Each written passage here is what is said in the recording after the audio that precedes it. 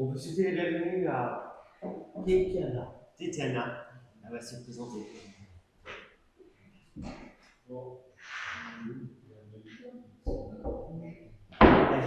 Elle vient d'Ukraine, elle est réfugiée en France, elle est passée par un temps de persécution. J'ai compris qu'elle est veuve, et donc elle a 2 enfants, qui sont en France depuis 4 ans, et elle rejoint notre église aujourd'hui. Bienvenue. Je pense qu'elle est passée par des moments difficiles. Voilà. Merci.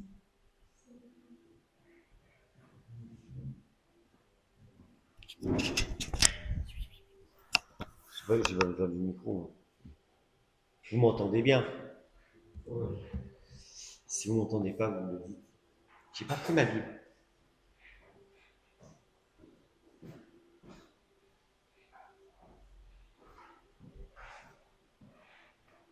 J'ai pris une petite Bible. J'en ai une grande. Je sais pas pourquoi il a mis du temps à s'ouvrir mon ordinateur. J'espère qu'il va s'ouvrir.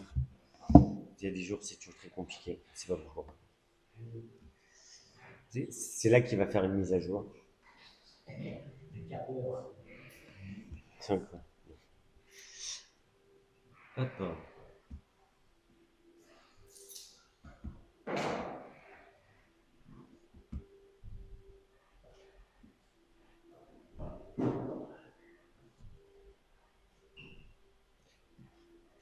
Si je la prends à l'envers, elle ne peut pas s'ouvrir. C'est ça qui est extraordinaire. J'aime quand c'est comme ça. Dans tous les cas de figure, bonjour Dorothée. Est-ce que Dorothée, tu veux remettre ces moments entre les mains du Seigneur, s'il te plaît?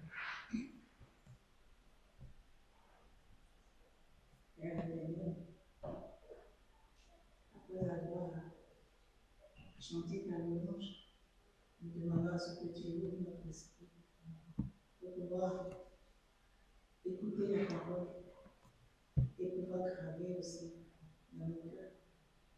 Bénis la personne qui va nous nourrir spirituellement, Seigneur.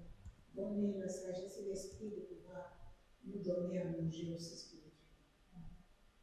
Que ces journées soient à toi, Seigneur, et que nos cœurs soient disposés. Amen. Amen. Je vais éteindre et rallumer mon ordinateur, mais ça va, vous inquiétez pas, je connais bien mon message.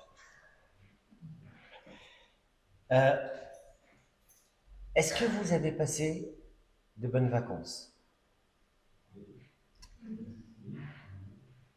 Ça a été? Je suis toujours en vacances. Voilà.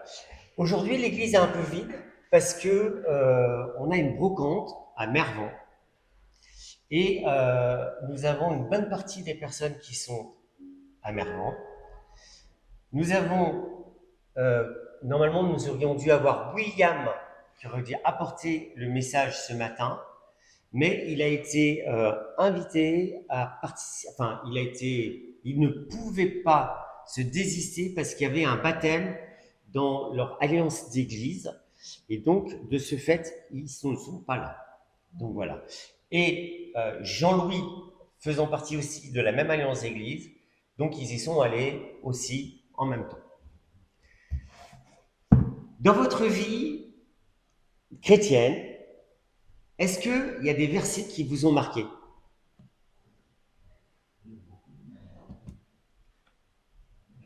Beaucoup? Ça veut dire quoi, beaucoup? Quels sont les versets qui vous ont marqué? Sarah? Je comprends, mais c'est pour l'expliquer après. Ah ben, vas-y, dis-le. Jésus, quand il est mort sur la croix, c'était très dur pour lui, hein, pour le Christ. Mais parce que comment il y avait des. Quand Jésus a parlé avec les apôtres, les siens, avant qu'ils partent, avant qu'ils montent à l'ascension, après pour la Pentecôte. D'accord. Voilà. Bon. Vas-y, Sarah.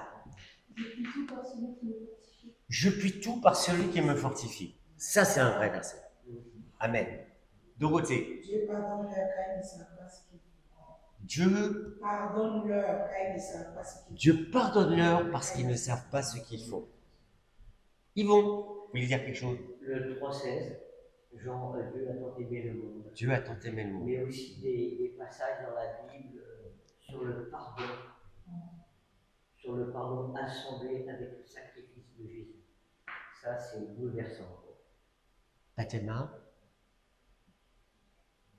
Ah, je la prends à froid. Là, c'est difficile. Dorothée. Jérémie 33, verset 3. Je vous ferai connaître les choses cachées. Jérémie 33, verset 3. Bien. On pourrait en citer pas mal, d'accord. Et je crois qu'il y a des versets qu'on aime plus que d'autres, hein, qui sont importants. Hein. Puis là, avec la multiplication des pains, multiplication des poissons et tout. Oui. Quand l'apôtre il le voit qu'il marche sur l'eau, il dit, hein, puis Jésus dit, tu sais, c'est moi, c'est Jésus. Il ne savait pas, là, ça ne rappelle plus l'apôtre que c'était bien Jésus qui marchait sur l'eau. C'est vrai. Alors, pour en venir au fait, je crois qu'il y a des versets que l'on garde au fond de son cœur et qui reviennent quand nous sommes dans la détresse. Ces versets sont là pour nous rassurer, nous donner de l'espoir et parfois nous consoler. Souvent, ces versets sont des versets qui nous ont marqués à tel point que ces versets ont allumé un feu dans notre cœur.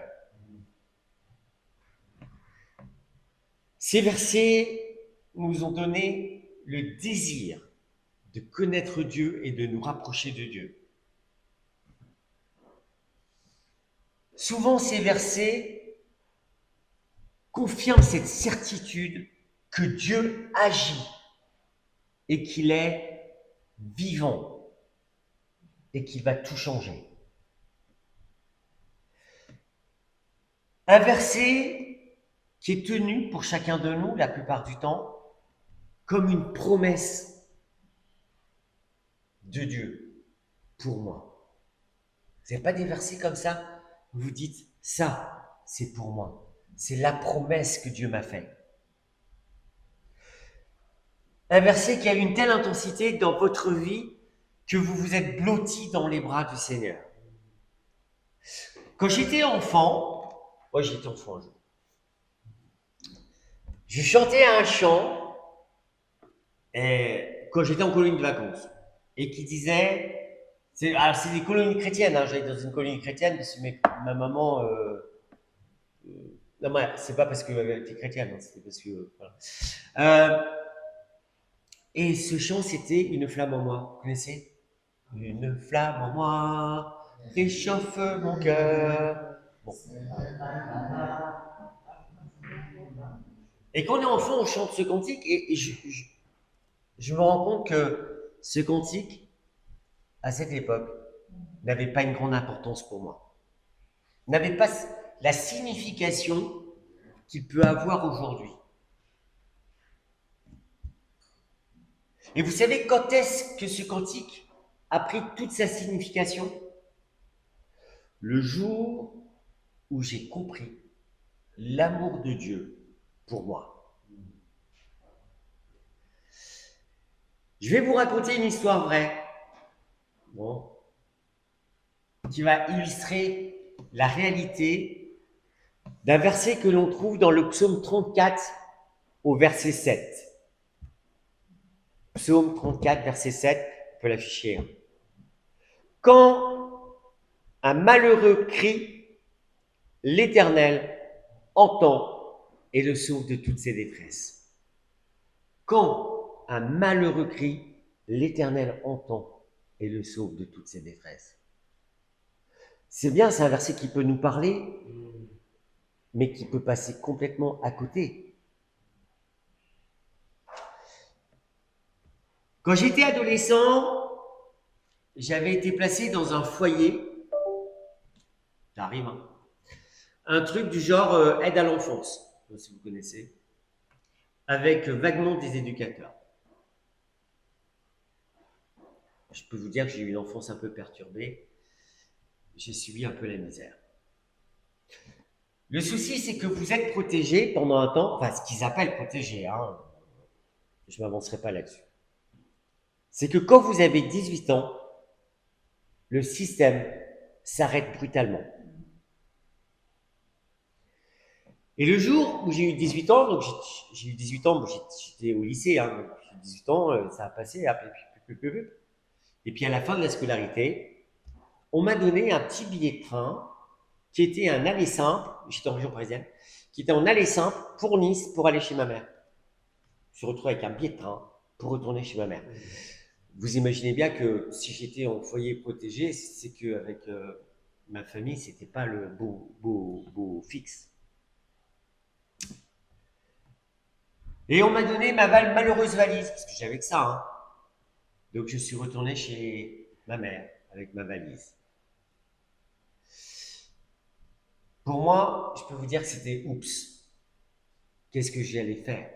Bon, nous étions au début de l'été, fin de l'année scolaire, il faisait beau. Ma maman avait été vaguement prévenue, je dis bien vaguement prévenue. Elle savait qu'elle avait un fils qui allait revenir, mais pas quand, pas trop. Je pense que vous comprendrez l'accueil glacial quand j'ai sonné à la porte pour entrer à la maison. Je vais vous raconter encore ma vie parce qu'il faut l'expliquer. À cette époque, quand j'étais en région parisienne, j'étais au lycée et le soir, je m'échappais parce que j'étais en internat et j'avais trouvé un job de nuit où j'étais animateur d'une radio locale. Et donc, à cette époque, j'étais devenu animateur d'une radio locale. Ça semble improbable, mais oui, c'est vrai. Et je m'échappais la nuit pour animer cette radio, des fois jusqu'à 6 heures, je faisais la matinale. Et bien sûr, avec la bienveillance des éducateurs qui n'avaient pas vu que je m'étais sauvé la nuit, mais qui écoutaient la radio, bien sûr. Vous comprenez bien que la première chose que j'ai fait quand je suis arrivé à Nice, ben, c'est trouver une radio pour devenir animateur. Et vous ne me croirez pas, mais en quelques jours, je l'ai fait. Hein. Parce que j'ai parfaitement réussi dès la première semaine avec mes entrées un peu partout. Ok ? La radio était un sponsor d'un gel pour les cheveux et d'un coiffeur de renom. Et pour le fun, je me suis fait coiffer gratuitement, vous savez, parce que bon, avec des mèches jaunes, rouges, verts, enfin un truc de l'époque, quoi. Vous imaginez bien que quand je suis rentré le soir chez ma mère, elle n'a pas du tout apprécié le personnage qui rentrait chez elle. D'abord, elle n'avait pas compris que cela faisait partie de mon travail, parce qu'elle n'avait pas compris qu'être animateur de radio, c'était un travail. À l'époque, on ne comprenait pas ça, c'était nouveau. Et effectivement, c'était un travail. De toute façon, ma mère ne parlait jamais avec moi. Elle ne serait pas assise avec moi, mais qu'est-ce que tu fais? Pourquoi? Et donc, ce que ma mère a fait, m'a mis à la rue. Ce soir-là, je me suis retrouvé à la rue. Ah oui, ça arrive. Bon, ça va, c'est Nice, hein. Mais vous savez, sur les galets à Nice, il fait froid la nuit, quand même. Je m'en souviens. Une nuit sur la plage à Nice, 2 nuits. Puis finalement, on s'est rendu compte que j'étais devenu SDF, donc la radio, ça marchait plus. Pas loin de cette radio, qui était à l'époque Hôtel de Beach, je vais faire un peu de pub, mais il n'existe plus cet hôtel. C'était un gros radio, je crois, un gros hôtel, ça s'était remplacé, c'était racheté par une autre chaîne, on s'en fout. Il y avait un toboggan nautique. Et la radio travaillait avec ce toboggan nautique parce qu'ils faisaient de la pub pour le toboggan nautique, donc j'y allais, quoi. Hein. Et j'avais sympathisé avec les patrons qui me laissaient gratuitement en faire jusqu'au jour où, comme j'étais pas quelqu'un de turbulent du tout, il m'est arrivé un accident. Et je me suis retrouvé à l'hôpital. Bien sûr, j'avais quitté ma mère, je ne connaissais pas l'adresse réelle de ma mère, puisque j'étais sur un bout de papier, parce que je ne l'avais pas avec moi. J'avais pas de papier, même pas ma carte de sécu. L'hôpital a dû me garder 2-3 jours, je crois, en observation.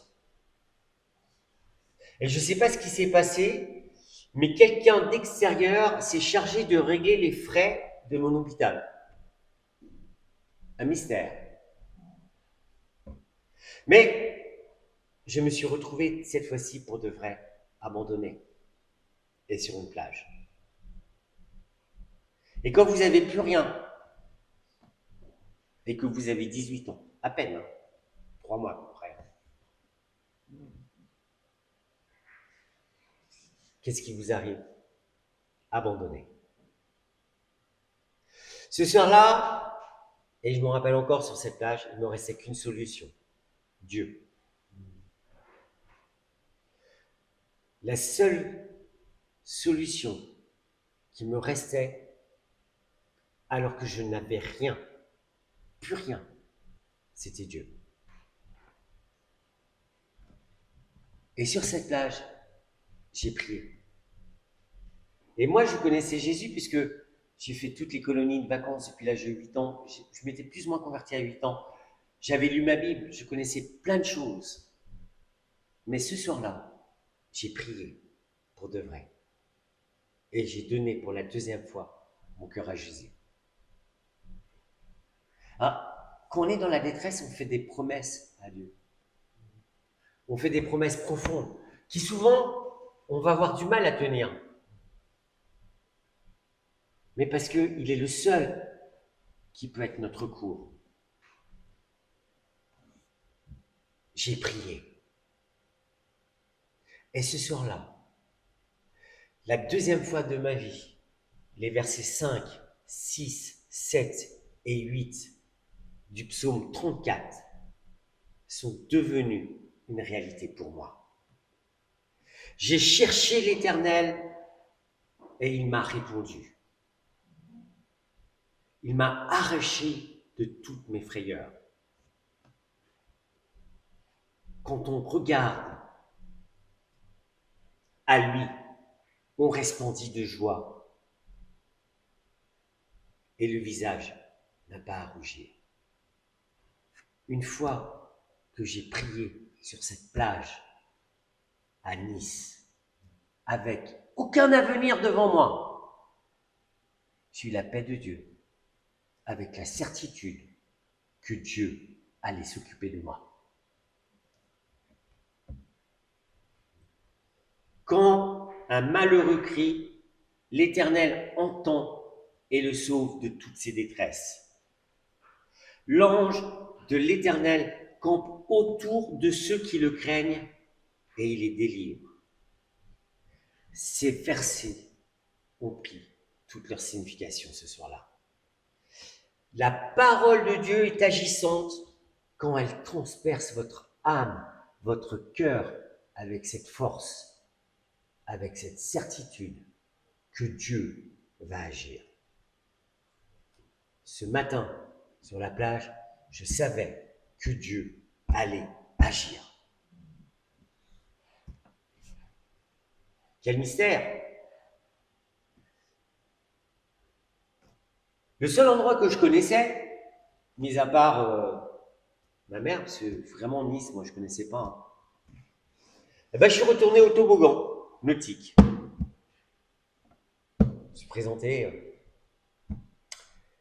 Et là, le patron, qui s'appelle Monsieur Paillon, m'a dit Hervé, nous avons des cousins qui cherchent un serveur. Le terme exact à cette époque, c'est commis. C'était avec des fonds, sur Luna Park.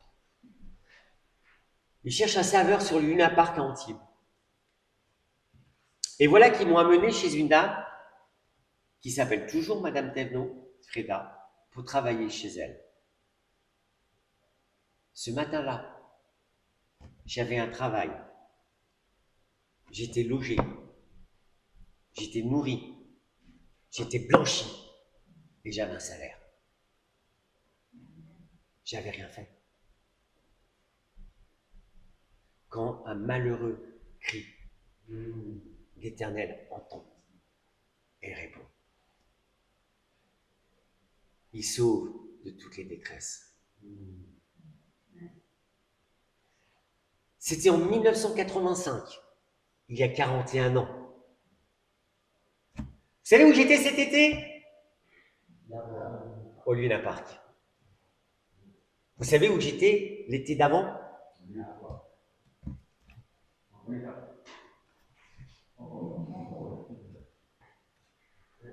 Et vous savez ce qu'il y a sur le Luna Park? Un stand biblique sur lequel on distribue des Bibles gratuitement. Et vous savez pourquoi? Parce qu'un jour, Hervé a rencontré Jésus sur le Luna Park.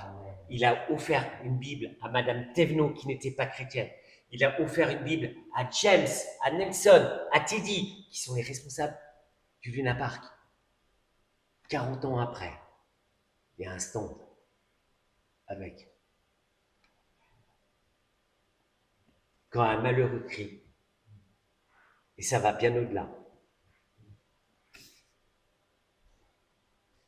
Est-ce que ces versets ont toujours autant de force pour moi aujourd'hui? Je vais vous dire oui. Et pourtant, dans ma vie, je suis passé par des creux après. Cette force s'est estompée. Et ça nous arrive à tous. J'ai pas pris ma souris, je suis embêté.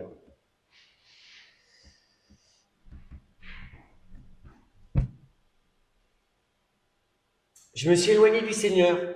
Ça nous arrive à tous de nous éloigner du Seigneur. Qu'est-ce qui se passe quand on s'éloigne du Seigneur? Hein?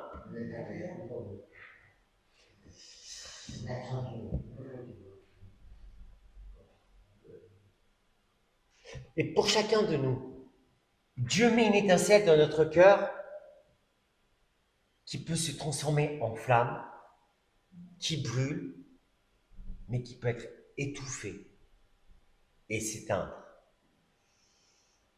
Mais qui peut être attisée et qui peut se rallumer.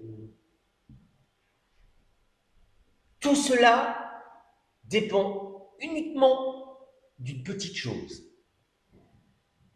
La relation que j'ai avec Dieu. Quand je garde ma relation avec Dieu, cette flamme, elle brûle. Quand je m'éloigne de Dieu, cette flamme diminue. Et c'est pas parce qu'on a été réveillé comme moi j'ai été réveillé, parce que j'ai eu une vie avec des grands hauts et des grands bas. Vous savez que quand j'étais au Luna Park, pendant 10 ans j'étais serveur et que ça a payé mes études à la faculté, à l'Institut biblique, à la faculté de théologie, et grâce à eux, j'ai eu mes diplômes de théologie. C'est quand même extraordinaire ce que Dieu fait. Et eux, ils ont suivi ma vie. Quand vous allez sur le Luna Park, vous parlez d'Hervé. Pourtant, je suis passé par des grands bars. La question que je pose, c'est vous, comment entretenez-vous la flamme que Dieu a mis dans votre cœur? Est-ce que cette flamme, elle est entretenue? Parce que oui, Dieu sauve le malheureux qui crie à lui, mais après, il y a une relation à établir avec Dieu. On a un engagement envers Dieu. Et toutes ces promesses qu'on fait dans nos prières, elles passent où? Vous avez ce qu'il dit, l'Ecclésiaste ne parle pas trop vite. Je vous propose de lire Lévitique chapitre 6 du verset 1 à 6, si on peut l'afficher. Et Yvon, il va lire si vous voulez parler.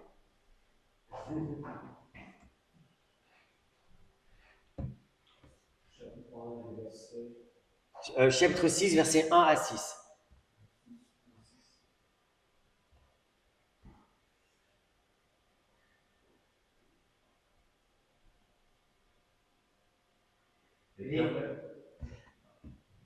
J'ai proposé Yvon de lire. L'Éternel parla à Moïse et dit: Donne cet ordre à Aaron et à ses fils et dit: Voici la loi de l'Holocauste. L'Holocauste, restera sur le foyer de l'autel toute la nuit jusqu'au matin, et le feu brûlera sur l'autel. Le sacrificateur revêtira sa tunique de lin et mettra des caleçons sur sa chair. Il enlèvera la cendre faite par le feu qui aura consumé l'holocauste sur l'autel, et il la déposera près de l'autel. Puis il quittera ses vêtements et en mettra d'autres pour porter la cendre hors du camp dans un lieu pur. Le feu brûlera sur l'autel, il ne s'éteindra point. Chaque matin, le sacrificateur y allumera du bois, arrangera l'holocauste et brûlera la graisse des sacrifices d'action de grâce. Le feu brûlera continuellement sur l'autel, il ne s'éteindra point. Des beaux versets, on va s'appuyer dessus. Le feu brûlera continuellement sur l'autel et ne s'éteindra pas. Ah.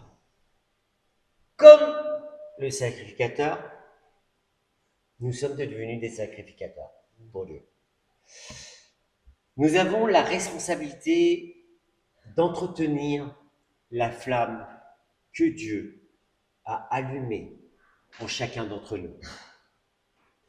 Cette flamme qui nous permet d'aimer Dieu, cette flamme qui nous permet de le servir, cette flamme qui nous permet de pardonner, mais surtout qui nous permet d'espérer, de croire et de vivre avec lui. L'Holocauste restera sur le foyer de l'autel toute la nuit jusqu'au matin, et le feu y restera allumé. Ceci est une image de la consécration totale et permanente que nous devons avoir avec Dieu.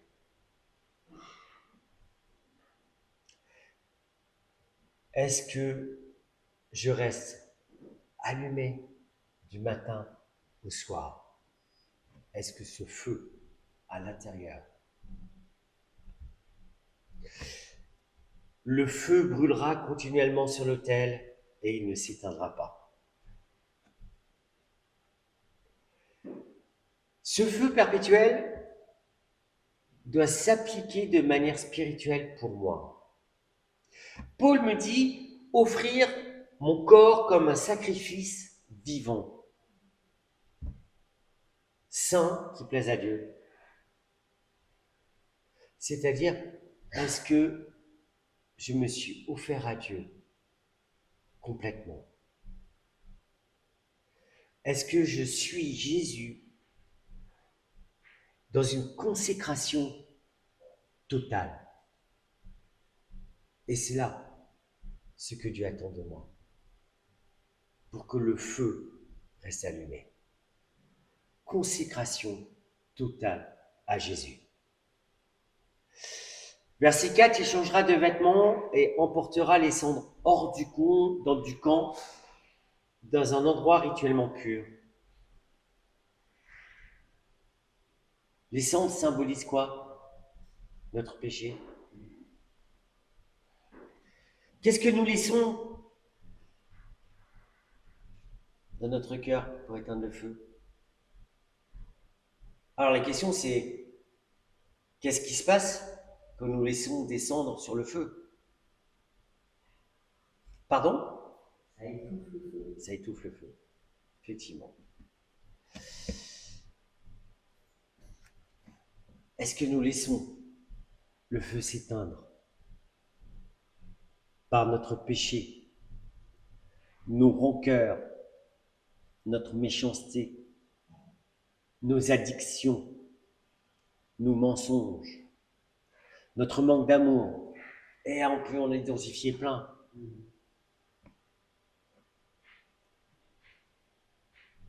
Est-ce que ces cendres sont en moi? Je crois qu'on doit identifier les cendres qui étouffent la flamme et qui nous empêchent de nous consacrer à Dieu. Je crois que on doit faire comme le sacrificateur. Il prend les cendres, il sort, il les met dans un endroit. Et nous, ces cendres, on vient les déposer à la croix de Jésus. Est-ce que tous les jours, nous sortons les cendres que nous avons consumées durant toute notre journée pour les mettre au pied de la croix et rallumer la flamme?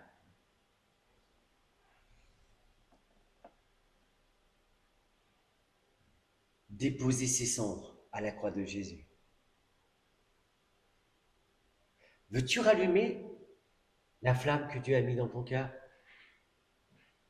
C'est pas compliqué. Vide les cendres et mets du bois neuf. Ben, c'est ce qui fait le sacrificateur. Et le bois neuf, c'est quoi? La parole de Dieu. Le bois neuf, c'est la prière aussi. Je souhaite que chacun de nous puisse veiller à ce que le feu que Dieu a allumé en nous ne s'éteigne jamais. Mais aussi veiller sur nos frères et sœurs qui passent par des moments difficiles et qui parfois ces cendres viennent éteindre cette flamme sans qu'ils s'en rendent compte. Et nous, on peut souffler. Qu'est-ce qui se passe quand on souffle sur des cendres?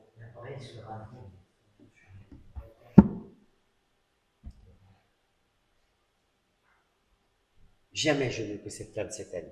Et pourtant, combien de fois je l'ai laissé s'éteindre? Vous savez ce qui s'est passé à chaque fois que j'ai laissé la flamme s'éteindre? Je suis passé par des moments compliqués. Divorce, chômage, problème avec les amis. Et pourtant, ce verset 4 a toujours été présent. Quand un malheureux crie, l'Éternel entend et le sauve de toutes ses détresses. Même quand j'ai laissé les cendres prendre toute la place et qu'il ne restait plus rien, il restait une chose, la parole de Dieu. Quand un malheureux crie, l'Éternel entend et le sauve de toutes ses détresses. Jamais Dieu ne m'a laissé tomber. Toujours, il a été là pour allumer la flamme. Il y en a qui auraient pu penser, oh ben c'est bien fait, hein, puisque... Et je ne veux pas dire, mais j'ai rencontré des gens qui me connaissaient, des chrétiens et tout, qui se sont détournés de moi, parce que j'avais une vie qui était un peu désordonnée. C'est un peu dommage, ils auraient dû souffler sur les braises plutôt que enfin, sur les cendres. Mais Dieu, il n'a pas fait ça, m'a pas enfoncé.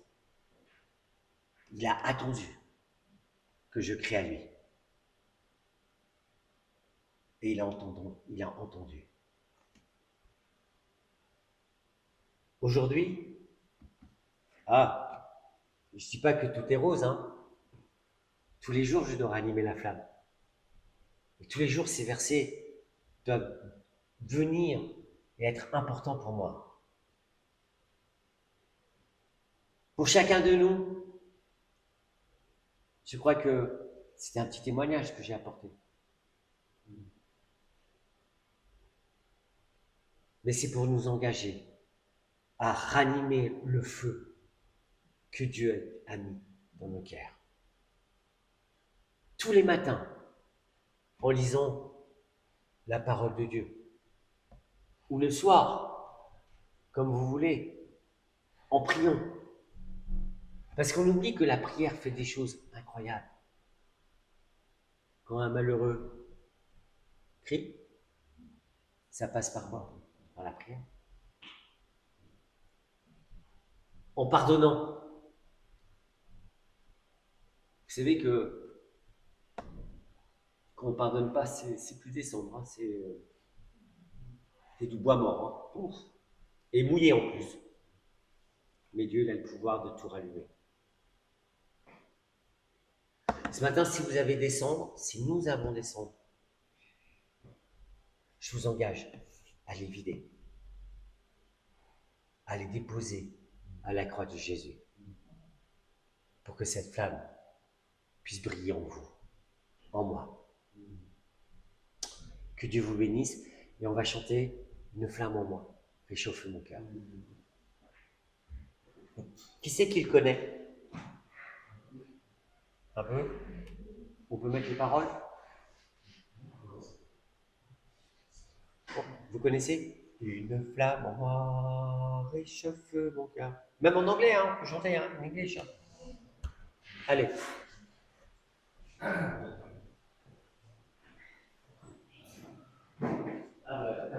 Une flamme en moi, réchauffe mon cœur.